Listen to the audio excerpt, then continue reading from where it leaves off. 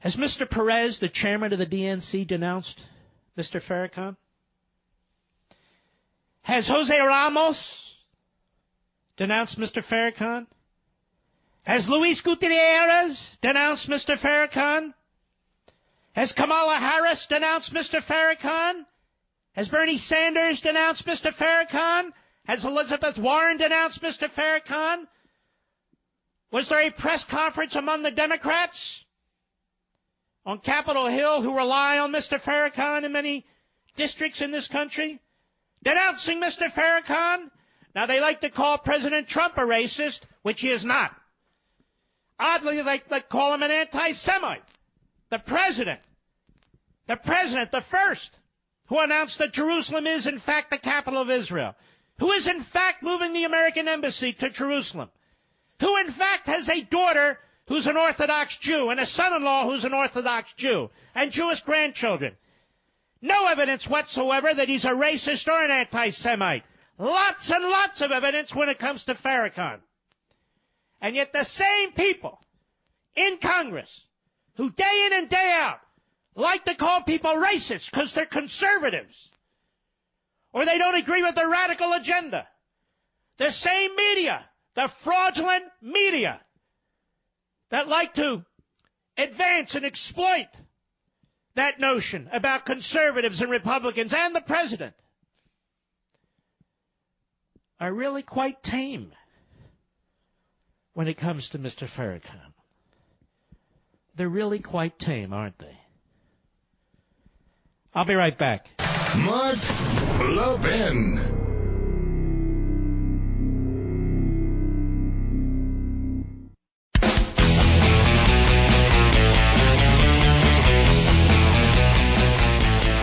All right. Frank, Warrington, Virginia, the great WMAL. Go ahead. Yeah, I just wanted to make a comment on North and South Korea. Yes, as you know, they're still under a ceasefire truce. Mm-hmm. There's no peace treaty between the two countries. That's right. So I would think that the White House should at least acknowledge that and send them a diplomatic message saying, when you come to agreement on a peace treaty, then as allies we can sit down and discuss whatever negotiations we want to have with you. Yeah, I don't think that's going to matter. I think this guy will sign pretty much, he'll duke it out, he'll position himself and this, that, and the other.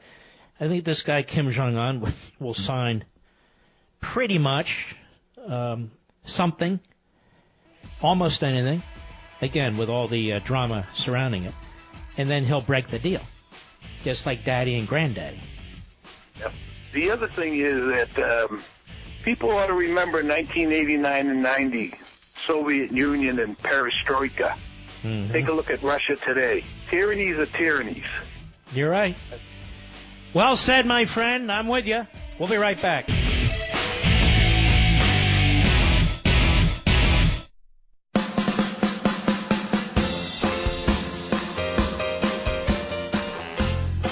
They call him Mr. Right, Mr. Conservative, and Mr. Constitution. But you can call him Mark at 877-381-3811. Can you imagine test driving a car for 100 days? Or having 100 days to break in a new pair of shoes? That's what Casper's doing, giving you 100 nights to test the Casper mattress. Seriously, 100 nights. Over 3 months. Now, the Casper mattress has a unique combination of foams that provide the right pressure relief and alignment, so you feel perfectly balanced and comfortable. It ships for free in a how-do-they-do-that size box, and if you don't love it, they'll come pick it up and give you a full refund. When the choice is to test a mattress by sleeping on it for 100 nights in your home or trying one in a store, now, folks, that's a no-brainer. Take Casper's 100-night sleep challenge and you'll get a great night's sleep, guaranteed. Take your existing mattress, lean it up against the wall, and take the Casper challenge. Plus, right now, when you go to Casper.com/Mark, Casper.com/Mark, and then when you're there, use code MARK. You'll save $50 on select mattresses, and they're already very well priced. That's code MARK at Casper.com/Mark. Save $50 on select mattresses. One more time. Casper.com/Mark, and then use code Mark. Terms and conditions apply. All right. Let's take some calls, shall we? Joe, Orange County, California, KRLA, the great 870. Go right ahead, sir. I'm a great supporter of you, Mark. I'm a regular listener. You're a supporter? I'm not running for anything. I support your ideas. Anyway, but I wanted to ask you about this value-added tax. Mm-hmm. Does China charge a very stiff value-added tax both ways when they export steel and aluminum and all these cheap goods to the U.S., and when the U.S. tries to export... Larry, let's play along. So let's say they put a value-added tax on products that come into China. Who pays that? I guess we do, don't we? No. Why would we pay it? The Chinese people pay it. We're importing to their country. So the Chinese people, you don't put a VAT tax on an export. How would you put a VAT tax on an export? So they put a value-added tax, if they do, on their own people. Europe does this all the time. It's horrendous. They have this built-in value-added tax in Britain and so forth and so on, and the people are poor as a result. I mean, we should celebrate the fact that they tax the hell out of their people. What do we care? Go ahead, sir. And I had a couple other questions. Didn't the United States have a positive trade balance with Mexico and Canada before NAFTA was passed? And what is a positive trade balance? What does that mean? That Mexico and Canada are making more money on their trade to us. No, that has nothing to do with making more money. Sir, you see, Walter Williams was right on my first show. This isn't to you specifically. The lack of knowledge about how economics works is killing us. Sir, let's say we have, let's just round it off, a $500 billion so-called trade deficit with the rest of the world. Is that what you're talking about? Yeah. Just listen, rather than a surplus. Okay, what does that mean? Means we may import more things than we export. Correct? Yeah. Mm-hmm. Well, who decides what we're going to import? I suppose the industries and the... No, industries may, in terms of getting raw materials and making things. You decide. You're the consumer. You're the end user. Industries respond to you, whether they're international or whether they're domestic. So maybe we use more oil than other countries, and maybe we used to import more oil than other countries. Maybe we use more metals than other countries. And as wonderful as our raw material is in this country, we don't have all raw materials we need. We don't have enough, perhaps. Or who knows? Who cares? What does that have to do with anything? What is it, that we have to import exactly the same amount that we export? If we do that, the country will collapse. The country will not have a vigorous growing economy.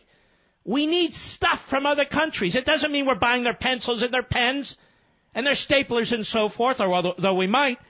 It means that our businesses here, our consumers here, need and want some of that stuff that we don't have in order to consume it or make other stuff and then turn around and sell it somewhere else. I have never understood this so-called balance of trade issue. If we are to wipe out the difference in the balance of trade, then we will immediately stop importing $500 billion worth of products and raw materials and so forth. Do you know what that would do to our country? I suppose it would hurt us and the consumer. No, it wouldn't hurt us. It would destroy our economy. People, everybody, you need to think this stuff through. Thank you for your call, sir, and your questions are earnest, and I appreciate that. Let's go to Carl, North Carolina, on the Mark Levin app. How are you, sir? I'm doing all right, Mark. Thank you for taking my call. You bet, sir. I have a question. I I have a 10-year-old son. He's in the 5th grade. Right. And he has a teacher who constantly, he'll come and present historical facts about certain things. Mm-hmm. And she will just cut him off and tell him that he's wrong. And my case in point was today. She asked if anyone could tell her what sparked the Revolutionary War. He raised his hand. She called on him. He said, April 19th, 1775, British soldiers rolled in to seize the arms of the Patriots. And the shot heard around the world. She cut him off, told him he was completely wrong, that it was all about the Boston Tea Party, and she told him that he needed to stop spreading false information to the class. And here's what I do. First of all, the fact is your son knows more than the teacher, and I'm sure that's embarrassing to her or him. Here's what I would do. I would ask for a meeting with the teacher and the principal. And I would make it abundantly clear that your kid is polite, that your kid is civil, and that your kid is expressing his opinion in response to a question, that his opinion is based in fact, and if the teacher disagrees, that's perfectly fine, but she's not to cut him off, she's not to be rude to him, and she's not to humiliate him in front of the class, and that he is not there to serve as a mouthpiece for what the teacher wants him to say when the teacher is wrong. So I would immediately ask for a meeting with the teacher and the principal. That's what I would do, and I've done that before. That's what my wife and I discussed. I'm a truck driver. I run at night, and I sleep during the day. Yes, sir. But we plan on going in there as soon as I get in the morning and requesting that meeting. Absolutely. You got to stand up for your kid. He's a sharp kid. He loves his country. He loves history. Like, he researches these things on his own. We discuss them at home. And you remind the teacher and the principal, this is, in essence, an academy. This is an educational institution. That ideas are allowed to be provided. And your son's comments are not crazy ideas. They're not ideological ideas. He's researched it. He's given the information. The teacher may want a different answer, but that's no reason to prevent him from providing his opinion and being cut off and being treated rudely. I'd go in that. I would definitely demand a meeting. I wouldn't put up with this crap. Absolutely, because I feel the same way that you do, but you educate me. You know, I'm an infantry veteran, U.S. Army. I'm not the most scholastically educated. No. You sound terrific. You do things I'm absolutely incapable of doing, Carl. And by the way, let us know how that turns out, will you? I will. I certainly will. I'll call Mr. Producer and see if I can speak with you again. It's an honor. I thank you. All right, don't hang up. We'll tell you how to reach us, and be very curious to know how this happens, how this takes place. All right, God bless and good luck. Boy, oh boy, I remember going through that stuff. It's not easy. David, Boise, Idaho, Sirius Satellite, go! David? Let's move along. Matthew, Riverside, California. Go right ahead, sir. Mark, it's an honor to talk to you. Thank you. Hey, so I was listening to Louis Farrakhan and his crazy radical ideology and thought that this would be a perfect time for the Republican Party to take an offensive and hold a press conference to disavow him.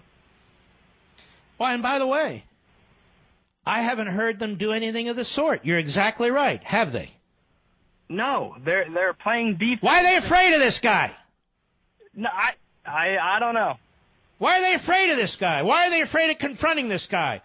Have I ever been afraid of confronting David Duke and all those nut jobs? No. Did they not talk about Charlottesville? Okay. We got a nut job here. And I'll tell you why. The Democrat Party, an enormous percentage of it anyway, has embraced this man from day one. Because they believe he has influence. And remember what I keep saying about this progressive ideology and movement. People say follow the money. They're wrong. It's all about power, power, and power. Power first, second, and third.